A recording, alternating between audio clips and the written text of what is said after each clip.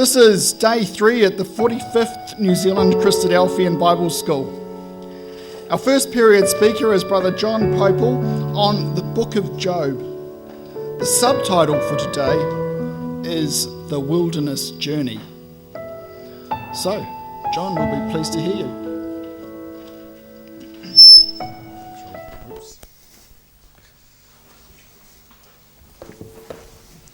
Good morning again, everyone.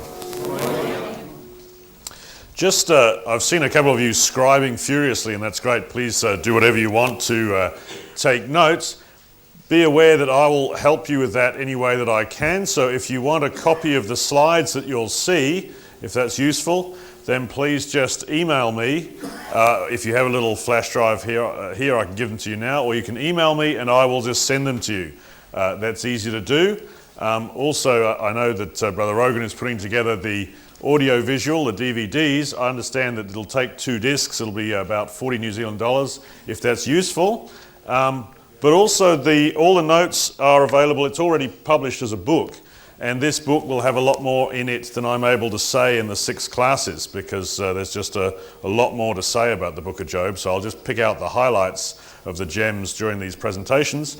That is available from Sister Jenny for 22 New Zealand dollars, and if for some reason Sister Jenny sells out or you can't get a copy there, you can always go online and buy one, but it'll probably be a bit more expensive. That price of 28 New Zealand dollars is a guess. I think that's what it's going to come to because they'll ship over from the United States.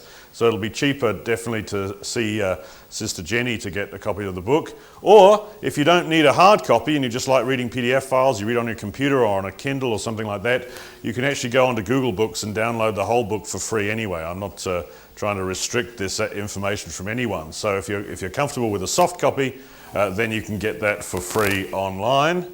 And finally, if you say, well, 330 pages is a bit of a hard task either way, I've written a very brief synopsis of all the findings, obviously without any of the justifying evidence, which is just a little 12-page file. Again, if you email me, I will happily send you that for free. So whatever, if you want to access the information in whatever medium is most convenient for you, let me know and we can help you out, or you can just carry on taking notes or listen and sort of sift the wheat from the considerable chaff and take home that small grain that's useful.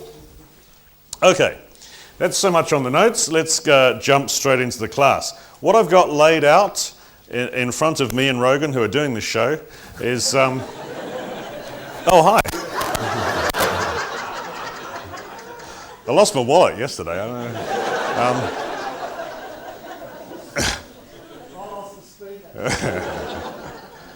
Here is a layout of the Book of Job. Okay, so it's a very, and this is why this slide probably gives you an idea of why so many people suppose that the book may even be a fiction, which I don't think is a fiction for 1 minute, but it's clearly extremely structured. So it has, the green numbers are the chapter numbers. So the first 3 chapters are written in prose, and that's sometimes just called the prologue, and the last chapter, chapter 42, is also written in prose, and that's often called the epilogue. And then in between, you have this extremely structured debate where the 3 friends, whom we've already, hopefully with some confidence, identified as the hosts of the Satan, are wrestling with the righteous man. So you have Eliphaz is the elder, I think, of the 3, and he speaks first, and then Job replies, and then Bildad speaks in chapter 8, and Job replies, and Zophar speaks in chapter 11, and Job replies. And it goes through this very orderly sequence of presentations between all the speakers. They almost speak 3 times each. And just as actually Bildad, the second speaker, is speaking for the 3rd time, you'll see this chapter is extremely short. I think there's some evidence that Job's actually cut him off.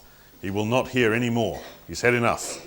And so he speaks at length, and he gives 2 discrete speeches at this point, and then there's a bit of an impasse and a bit of tension. And that's where Elihu enters and speaks, and then God speaks twice. He gives 2 separate speeches, and then you have the conclusion of the matter. So without looking at the content per se, there is the structure of the book just at a glance. And it's read, if you're following the reading planner, during the month of December, of course, which month we're still in, and I guess we're coming to the end, so this advice comes a little bit late. But I would advise you, if you're reading the Book of Job, I would advise you not to follow the planner of reading 1 chapter at a time. I think it's too slow to pick up the material. I would advise you to read one square at a time, or possibly even one row at a time, whatever's comfortable for you. I think you maintain a much better sense of the developing storyline doing it that way. Okay, here's an interesting thing. This is a different way of laying out what's going on in the book of Job. And I'm not just trying to create things that look complicated for that sake. We're looking for spiritual value and spiritual lessons. You might suspect that this is just, a physicist who's gone too long without drawing a nerdy graph and is trying to keep himself happy, but that's hopefully not what's going on here. What I've got laid out, and here are the chapter numbers at the bottom, these are the words that Job speaks. So each bar, if it's taller, means he spoke a lot more words. Okay, that's much as obvious. And what I'm trying to do is just see Job's speeches and see how they lay out. So here in chapters 3 and 4, Job gives a general speech. He just announces his lament to the universe at large, really. And as the story progresses, later on in the work, in chapters 27 through 31, he's going to give 2 more general speeches. In between that is the debate. And these blocks of words, again, there's only the words that Job speaks. I'm not counting the words that the friend speaks. And when I say I'm counting words, all I'm really doing is actually counting sentences. The reason I do that is just because then the number of sentences in English and the number of sentences in Hebrew will probably be a little bit closer matched than having to count through all, make it true to the original language. And if you count the number of words or sentences that Job says in the debate, there's obviously 2 different ways to organize that. So you have a choice. You can either say, well, let's add up all the words that he said to Eliphaz in the 3 times he spoke to him. That's what's shown in blue. And then all the words that he spoke to Bildad and all the words that he spoke to Zophar. Or you could count them a different way. You could say, well, let's count all the words he said to the 3 friends in the first round of speeches, and then all the words that he spoke to the friends in the second round of speeches, and finally all the words that he spoke to the friends in the third round of speeches. Okay? So there's 2 different ways to count that, either the blue or the purple way. And what we see is that there's actually quite a simplistic but sort of very arithmetic, mathematical beauty in the presentation here. In fact, that's almost exactly 100 phrases in that block, and this one is twice the size and this one is half the size, and there's 100 phrases in that block as well, and to a greater or lesser degree of accuracy, there's about 100 phrases in each of those blocks as well. So there really is quite a lot of commonalities and simplicity in this presentation. The account of Job's speeches and what Job says is clearly relayed with great beauty and very great care and diligence. This isn't just some random argument and conversation, at least not what's given to us in the Word of God. So we probably should approach it with reverence and respect, because God has obviously taken some care to present us with a very beautiful thing. The question is, okay, we see the beauty, we see the ratios. What spiritual value are we supposed to deduce from any of that? Well, let's clean it up a bit first. Let's get rid of all the sort of the peripheral stuff. Let's take away everything except the blocks themselves. And then let's sort of gather them together so we can see what we're doing. Let's put the green ones down there, and the purple ones up there, and the blue ones up there. Okay, so we see what we've got. These are the words that he speaks to each of the 3 friends. These are the words Job speaks in each of the 3 rounds of speeches. And these are the 3 general speeches that Job makes to the universe at large. And the trends are pretty easy to spot. What I'm going to suggest to you, and the evidence is there, so you can deduce it for yourself, is that the blue ones are all much about the same size. The purple ones are clearly decreasing, and the green ones are clearly increasing. And in fact, the mathematical ratio is very simple. The word exponential gets thrown around more casually than it should, but this is actually a simple exponent. This is half of this, and this is half of this, and this is twice of this, and this is twice this. So they are actually both in simple and genuine unstretched exponential forms. Okay, fine, so what? So there's the observations we've made. The amount spoken to each friend is about the same. There's an exponential decrease in the comments Job makes to his friends as time progresses, and there's an exponential increase in the comments Job makes to the universe at large as time progresses. Okay, we can agree on that. The question is, where are we going to go with that data? What interpretations are we going to place upon that? Would you suggest it's reasonable to say that essentially, in terms of comforting Job, one friend was as much use as another? Even though there is a distinction in their characteristics and in the type of person they are, when it comes to comforting Job, they were as good as each other, or as perhaps as sadly as poor as each other. Neither of them, Job couldn't seem to he didn't favor one friend over another in terms of trying to persuade anything of anything. I think what these purple and green blocks really show is the pathos of Job's position. And you can understand why. As time goes by, let's just put the ratio up. At the beginning, Job is 8 times more likely to talk to a friend and loved one than he is to talk to a stranger. That shouldn't be a surprise, right? If some disaster impacts your life, and I'm sure we've all been through personal disasters, the first person you're going to turn to, you're probably 8 times more likely to talk to a friend than you are to talk to the universe at large or to any stranger. But as time goes by and we get into the middle of the debate, while we find that now Job is only twice as likely to talk to a friend as he is to talk to a stranger, and by the end of the matter, since that has halved again and this has doubled again, Job is actually twice as likely to just shout out to the hedgerows as he is to trust any of his friends. What a desperately poor situation, and perhaps this alone, just this evidence, really illustrates what a terrible situation Job found himself in, not only in the trials themselves, but in the inadequacy of his friends to supply any support. And maybe that's a guideline for us then, rather than to just say, here's a provocation for us to really beat on the 3 friends and call them rude names and say how useless they were. Maybe it's a guideline for us as a bit of an exhortation as to how to comfort others. Since the relationship was best at the beginning, when the friends were saying very little, I think it's a good idea to be present. In times of suffering, be present for your suffering friend. Listen. There may not be a whole lot you can say. And if there's not a whole lot you can say, then don't say a whole lot. The friends sat in silence with Job for 7 days, as you know, when they first went to comfort him. And I have a vague feeling that the silence was the smartest thing they ever said. And perhaps that could be true for us too. So remember, when you're with a friend who's in a great tragedy, your presence is probably going to be a great comfort. There probably won't be any words you can say that will make a great deal of difference, because the thoughts that we can think up in terms of solutions will already be present in the mind of the one who is suffering. So I think that's lessons we can take, very real lessons from the book of Job. Let's think about the time scale. How long did Job actually suffer? How long does the book of Job last?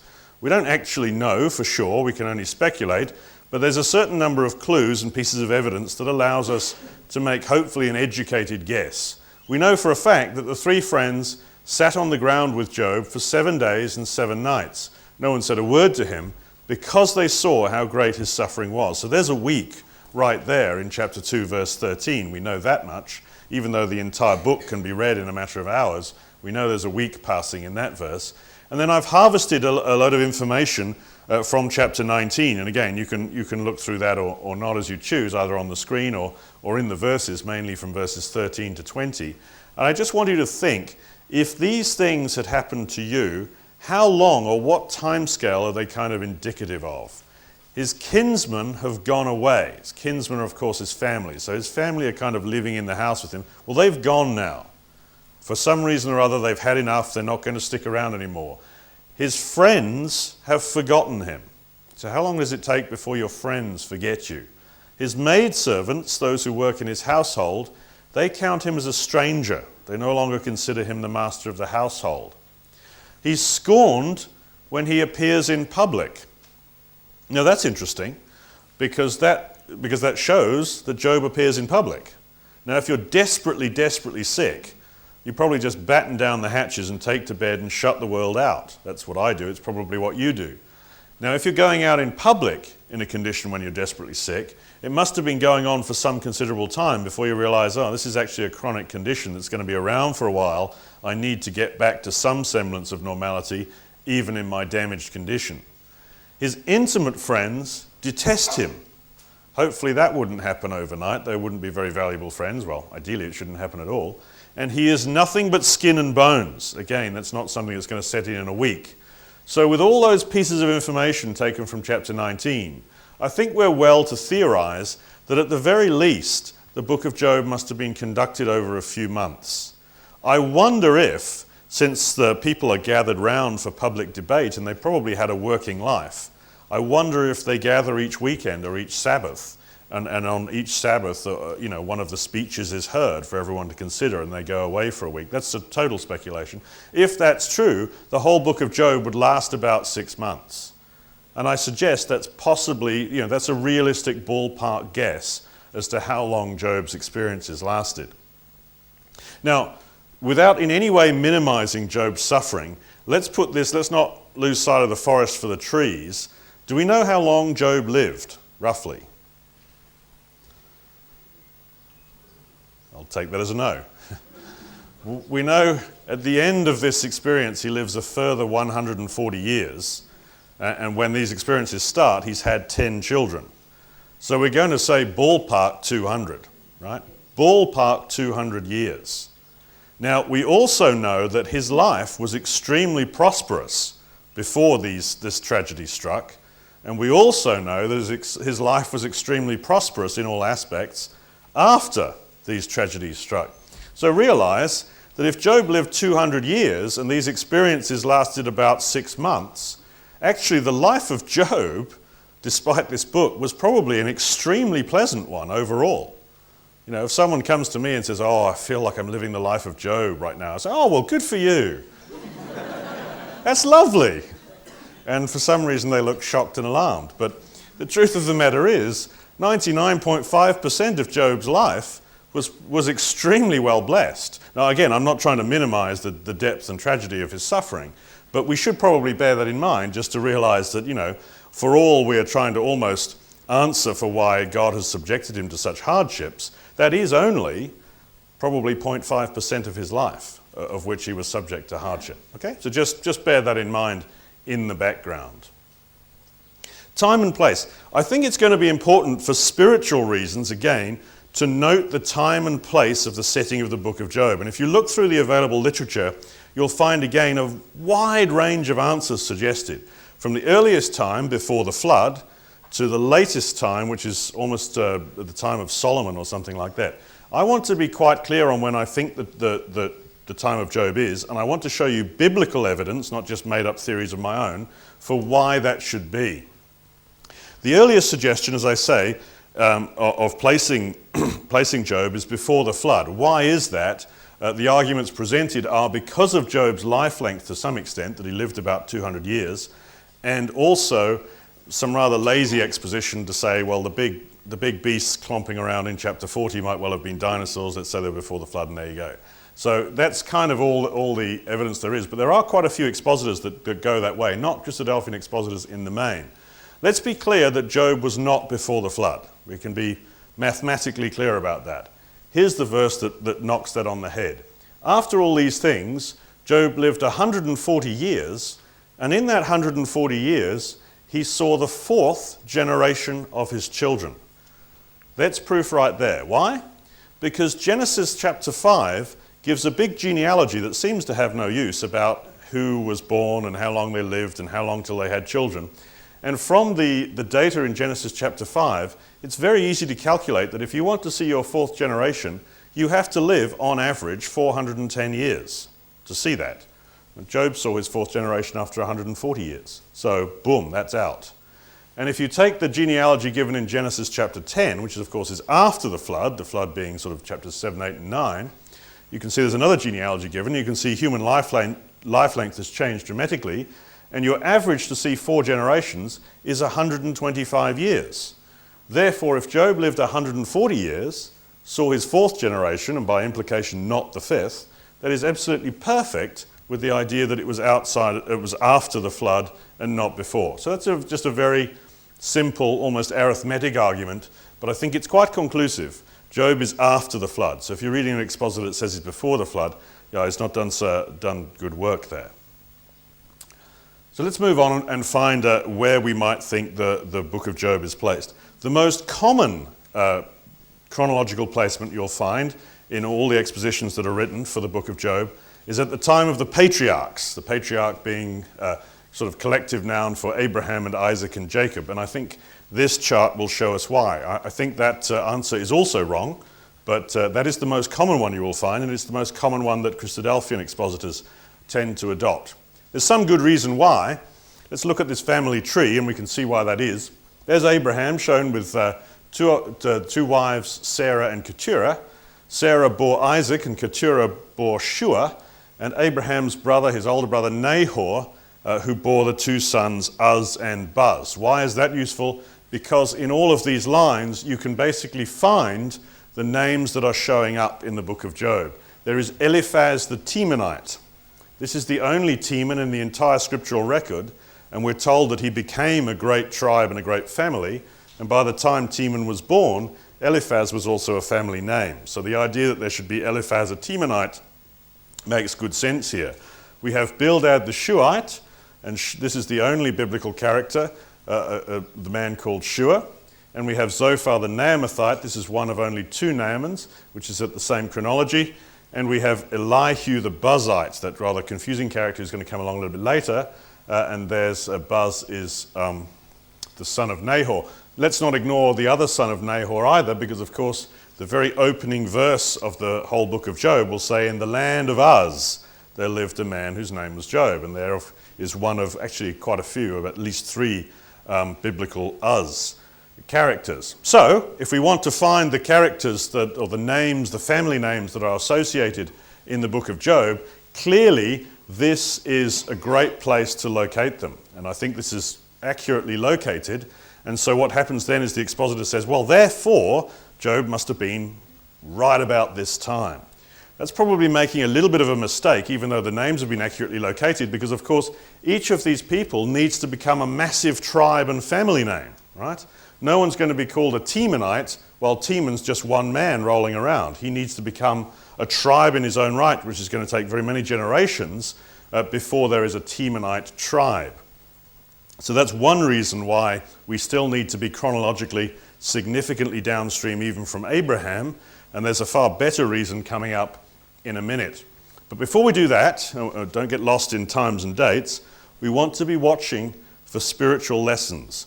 And there's a massive spiritual lesson staring at us right there, which I think is very important.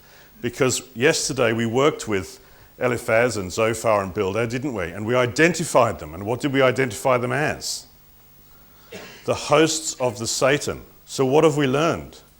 Satan is a child of Abraham, for sure. And that's a global truth. It's a truth that's very much expanded on when Jesus reasons with the Pharisees back in the New Testament, but it's not a new idea.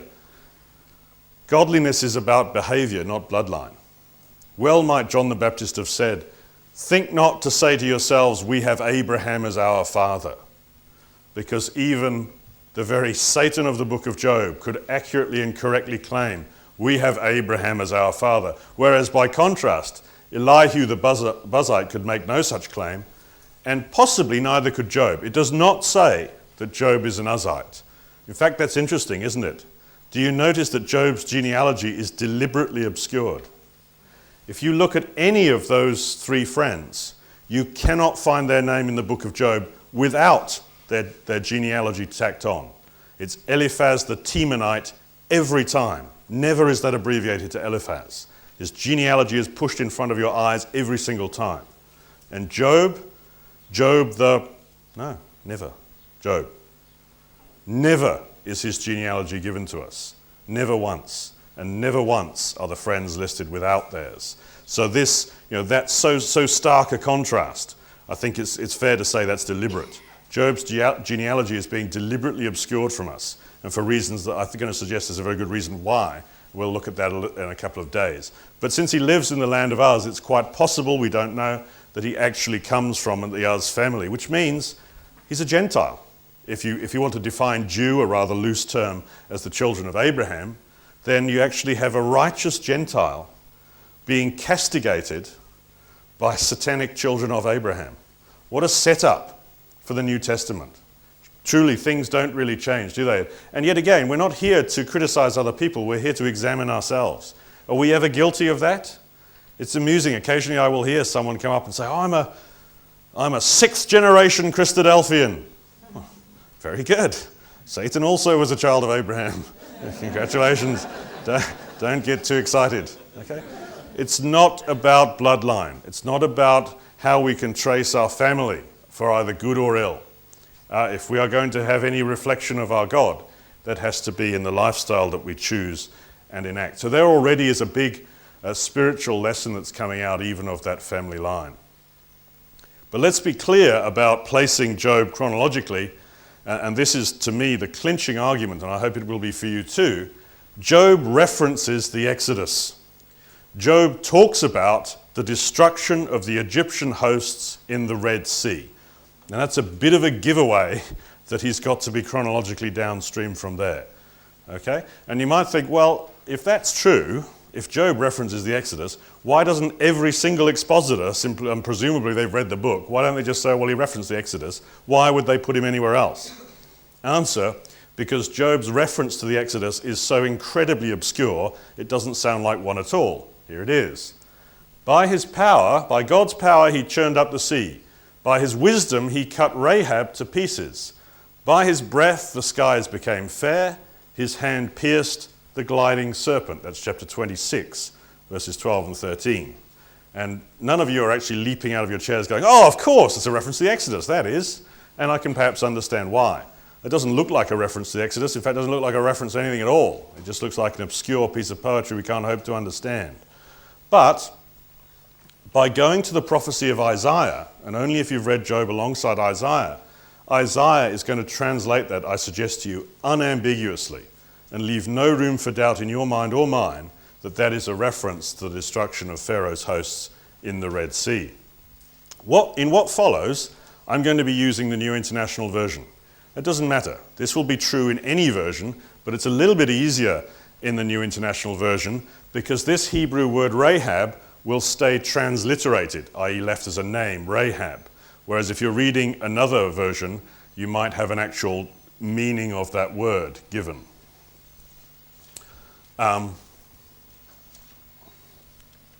Let's look at those references. First of all, Isaiah is going to tell us who Rahab is. Now, this is the one thing I wanted to say. This word Rahab occurs only 3 times in the Bible, and I've probably already accidentally misled you into thinking about the woman from Jericho. Her name is different. I don't know why in the English translations it comes out spelt exactly the same in English. That's not helpful. Her Hebrew name, I would like to see almost a C in the middle of her Hebrew name. It's Rachab. R-A-C-H-A-B seems a bit better. Not that I'm a Hebrew expert at all, but suffice to say, her name is different. So don't be thinking about that faithful woman from Jericho. She has a completely different name. Okay, the actual Rahab, R-A-H-A-B in English equivalent, this word occurs only 3 times in the Bible. Once in the book of Job, twice in the prophecy of Isaiah, and Isaiah is going to help us out. He helps us out right here in chapter 30 by telling us exactly who Rahab is. That unprofitable nation, says God, Egypt, whose help is utterly useless. Therefore I call her Rahab the do-nothing. Again, if you have a different translation, might say a couple of different things, but the Hebrew is unequivocal. That is Rahab. And you say, okay, fine, so Rahab is Egypt, that's okay, but that still doesn't prove that Job is talking about the Red Sea crossing. Isaiah 51 will make that beyond doubt. Again, speaking about God, was it not you, God, who cut Rahab to pieces, who pierced that monster through? Was it not you who dried up the sea, the waters of the great deep, who made a road in the depths of the sea so that the redeemed might cross over? Okay, so that, I suggest to you, I don't think anyone would doubt, that is a reference to the Red Sea crossing of the Israelites at the time when Egypt was destroyed. And we already know that this is a reference to Egypt because Isaiah tells us so. So now I want you to consider this language in the light of what Job says. Let me superimpose his quote here. So Job is saying, by his power he churned up the sea, by his wisdom he cut Rahab to pieces. Cut Rahab to pieces. Exactly the same phrase. By his breath the skies became fair, after the wind went away. His hand pierced the gliding serpent, who pierced that monster through.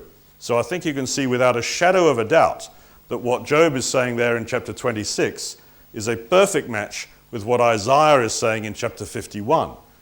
And thanks to Isaiah 30, it is unequivocal that Rahab, the monster that is pierced in the sea, is actually Egypt. So that allows us to say, yes, This is clearly a reference. Job has heard of the Israelites coming out of Egypt and through the Red Sea. And so for that reason, Job's chronology must be downstream from the Red Sea crossing. Now, how far downstream can it go? Can we put Job all the way into the 1950s or something? No, we can't. I don't have a limit on how far downstream it can go. Suffice to say that the tribal names that have arisen from Abraham's family of Teman and Shua and Naaman, we can't go too far before those names start becoming lost in history. And furthermore, Job's great age, even though it was given as a blessing from God of 200, we can't go too far down history before that becomes too obscure. So I place Job shortly after the crossing of the Red Sea. In fact, therefore, at the time when Israel are wandering in the wilderness. This also makes sense with the location of Uz. The location of Uz is not generally disputed, in the mountains of Edom, and that is to the southeast of the Promised Land. Here's the Promised Land. You can see the Dead Sea, and if you've got good eyes, you can probably see the Sea of Galilee a little bit higher up. And so there's Uz, and it makes sense, therefore, why would three children of Abraham ever come into contact with the land of Uz? Well, they would during the Exodus, because they've been down south at Sinai, and they're coming up through Uz, and then they're going to go up to the border of the Promised Land, and then they're going to fail in faith, and God's going to say, that's it, your generation must die out. Go back to the wilderness and wander up and down and to and fro in the earth until everyone over the age of 20 is dead. And that would send them right back to regions including the land of Uz. And then later they will enter the land crossing the Jordan through Joshua. So Israel are prior to the entry of the Promised Land. They are wandering in the wilderness. And that makes very good sense, therefore, when God reveals to us, what are the Satan, where have you come from? What are you doing? I'm just wandering up and down and to and fro in the earth. Makes very good sense if it's during the time of the wilderness wandering. Good sense for geographical reasons, even better sense for spiritual reasons. We're homeless. We've got nothing to do. We're just going to wander around until we die. You can see that Israel are at a time of a very spiritual low. So it explains why three children of Abraham, who would be amongst the traveling hordes, would meet a Gentile who is living and located in Uz. I'm not suggesting that Job is part of the multitude. Job is a resident of Uz. Clearly, he's a powerful man, has house and lands. He is a resident of Uz. And it's the three friends who are traveling with the multitude of Israel who encounter him at this time in Uz, as they come out of the Exodus. Okay, so hopefully that's fairly good. Israel are homeless at the time of Job. In fact, let's expand this even further and look at the big picture. And this again is for spiritual reasons, not just for reasons of playing with geography. And we're going to consider the events from the books of Genesis all the way down to Joshua. I'm going to color code them this way. So Genesis activity is shown in pink. And all I'm going to say is there was a time when Israel, literally, Israel was in the house of God. There's a place called the house of God. Beth-El is how it's written in Hebrew. And he left. Israel left the house of God. Right? So let's take that on the spiritual plane. Israel walked out of the house of God in Genesis 35 and went down into Egypt. And that's the relevant part of the very big picture thinking here in Genesis. Throughout the book of Exodus, I'll show that in light blue here, after considerable time in Egypt, and this fits very well, I think Brother Maury will be happy to fit his 7-point template here over what's happening in this big picture story. After a time of trial and eventually crying out for God's help, God releases them from Egypt, and they travel across the desert, and they cross the Red Sea, and they come down to Sinai and receive the law, and they head upwards towards the Promised Land. And finally, and that includes the books of Leviticus and Numbers and Deuteronomy, of course, and then under the heading of the man called Jesus, or Joshua if you prefer, they are led across the Jordan into the Promised Land. And in Joshua chapter 8, as they cross the Jordan, you'll notice the place that they come to is none other than Beth-El, the house of God. Now they have come back into the house of God.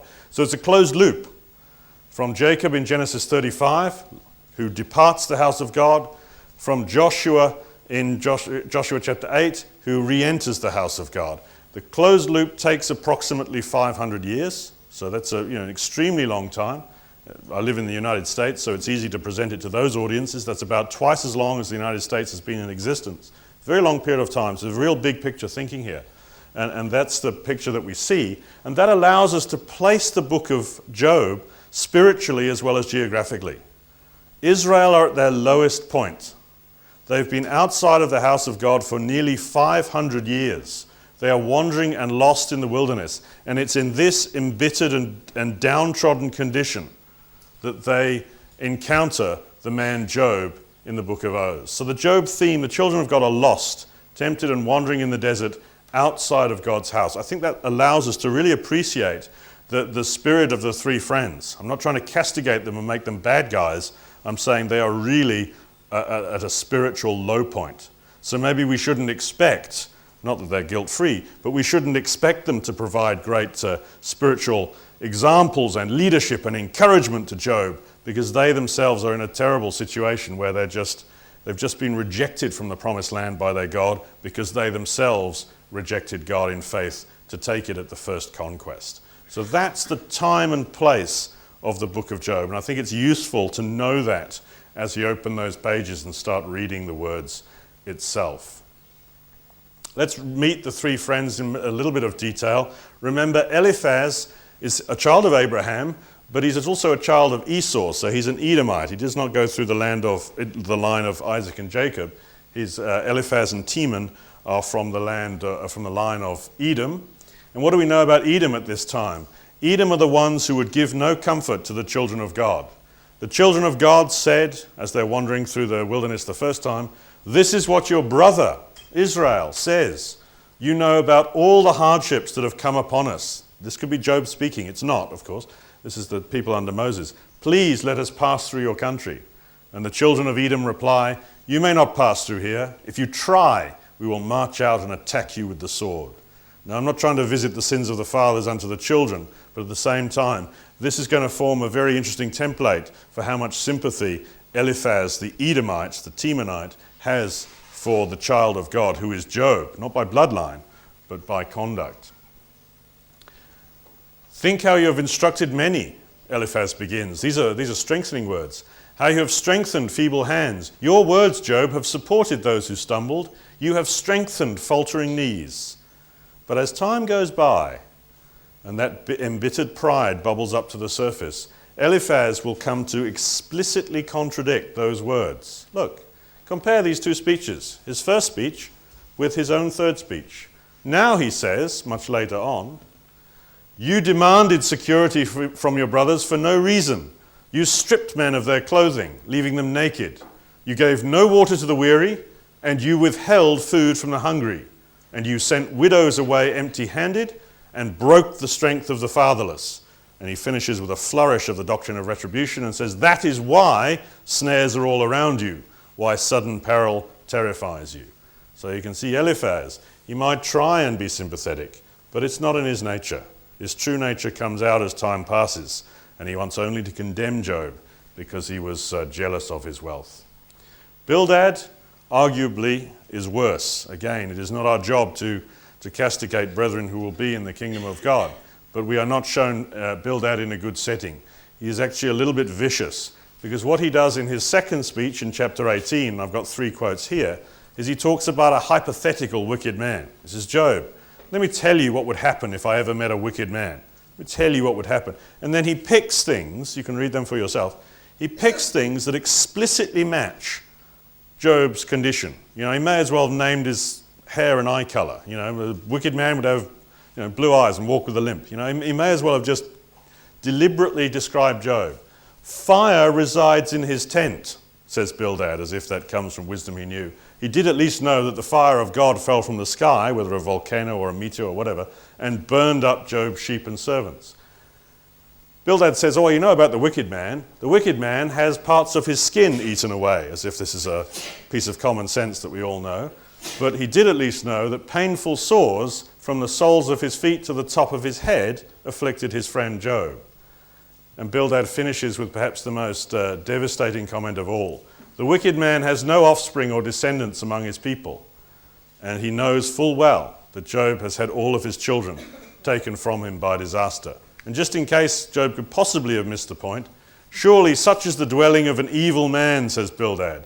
"Such is the place of one who knows not God.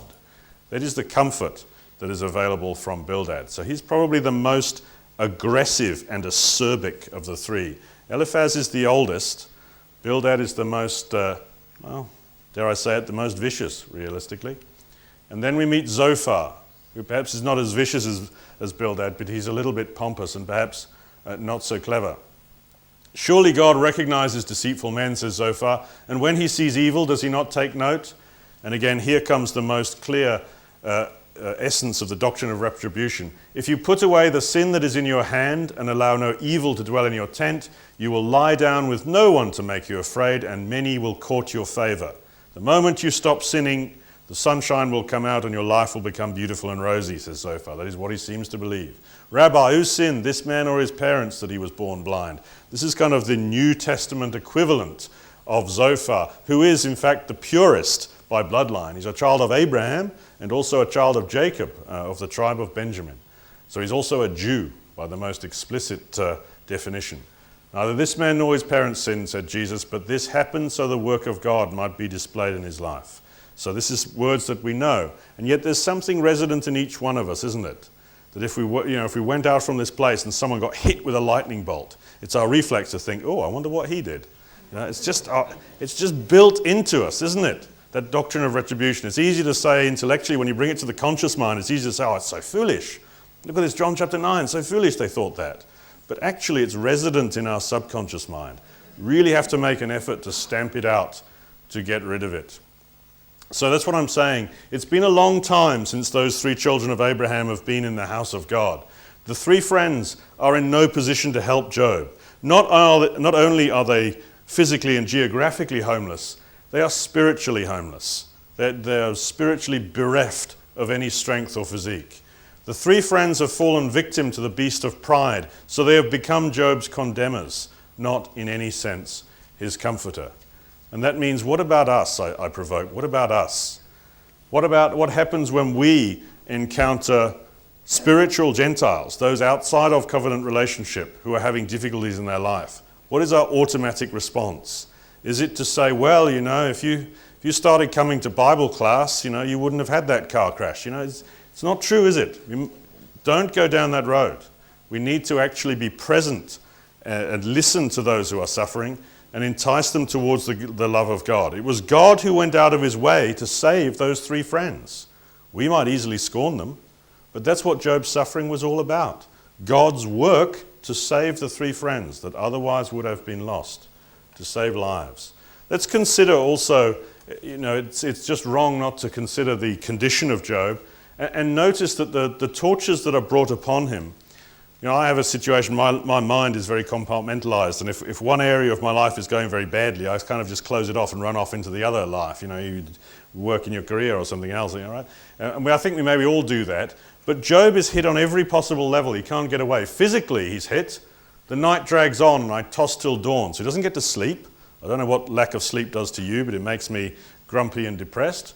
My body is clothed with worms and scabs. My skin is broken and festering. Emotionally, think of the weight of this comment.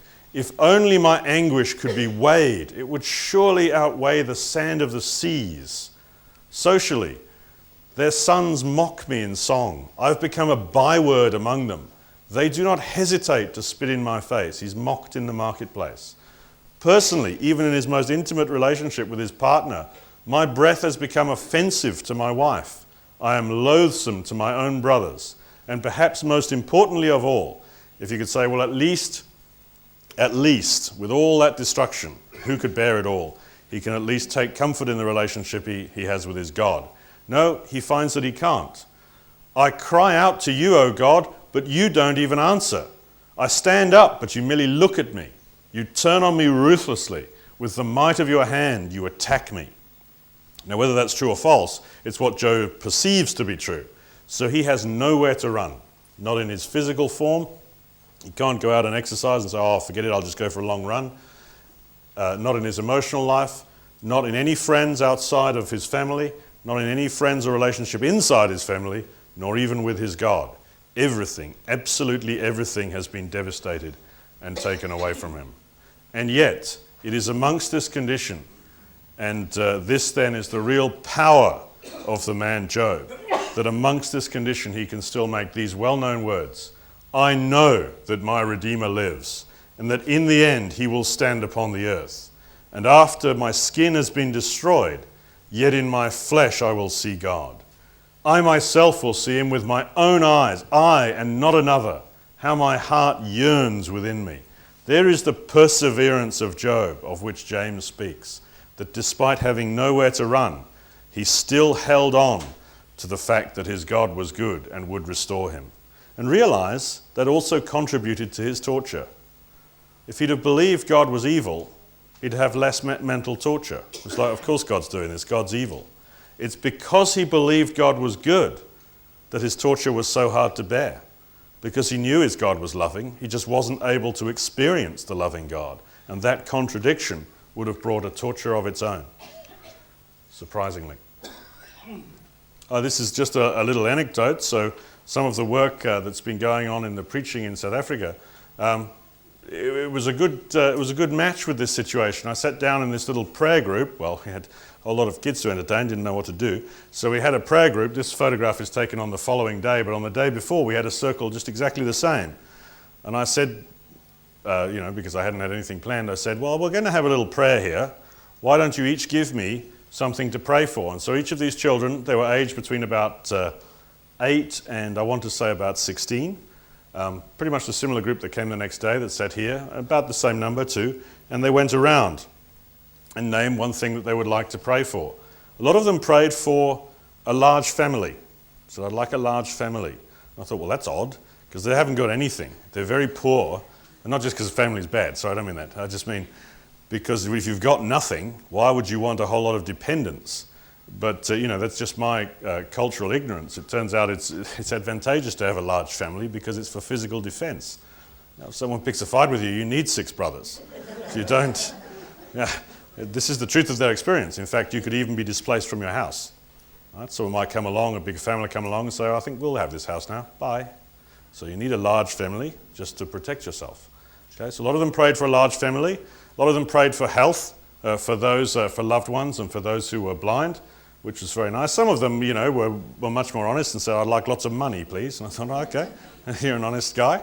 A lot of them wanted to be the best football player in the world because they're all football mad, and that's fine. And it was the last child to speak, and I would have saved his comment till last anyway, but he really was the last child to speak. He was the last child in the loop as we went around, who was 10 years old. He had to give us his name, his age, and what he wanted. And he just said, every man should be with his God. He didn't say any more, so I can't explain to you the context, and I didn't need him to say any more. I thought it was just an amazing thing, and it was exactly what Job missed most. Do you notice Job didn't pray for his health to be restored? He never prayed for that. He never prayed to be justified in front of his friends, although he was furious at them, as we will see. He just wanted to be with his God. He felt that every man should simply be able to be with his God, should be able to feel the proximate experience of his Maker. And that 10-year-old boy said exactly the same thing. I'm sure he hasn't read the book of Job, but it was something that he understands.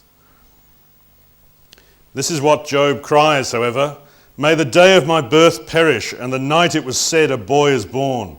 May those who curse days curse that day, those who are ready to rouse Leviathan. Now what we're going to see is that turns out to be a very ironic comment, because Leviathan, who will be described by God, as you well know, in chapter 41, Leviathan very much is roused. So it's one of those be careful what you wish for moments. Job calls for the rousing of Leviathan, and Leviathan is going to come along. We'll just explain exactly what Leviathan is and how he shows up a little bit later on. But I do note that was something that Job invoked upon himself, perhaps not the wisest. So that's the end of this talk, and we'll move into the core of the debate tomorrow. Just leave you with a closing comment to pay attention to.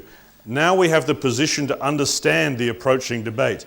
We now understand both the who and the where of the debate. So that massive chunk of the center of Job that just seems to be this tedious, pedantic argument going round and round and round between 4 really rather boring speakers, or so it seems, we now know, well, the pride that motivated the 3 friends has been identified, hopefully confidently, as the Satan of chapter 1 and chapter 2. The Satan has not gone away.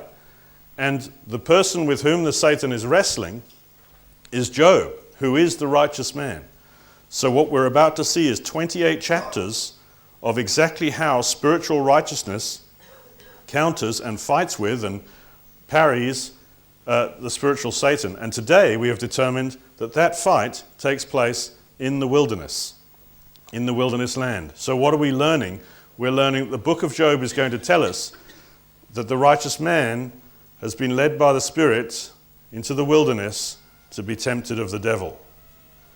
And if you want to know how and why Jesus of Nazareth was able to survive his temptation in the wilderness, I suggest to you and cannot prove, it's because Jesus learned what to do and what not to do from the book of Job. Sometimes we take Jesus' life too lightly and say, oh, well, he had the Spirit without measure. It's easy for him, isn't it? No, Jesus had to learn obedience. And clearly one of his mechanisms was learning the scriptures, which would have included the scrolls of Job. I believe Jesus took his education for how to survive the temptation in the wilderness from the righteous man versus the Satan in the wilderness that had happened before.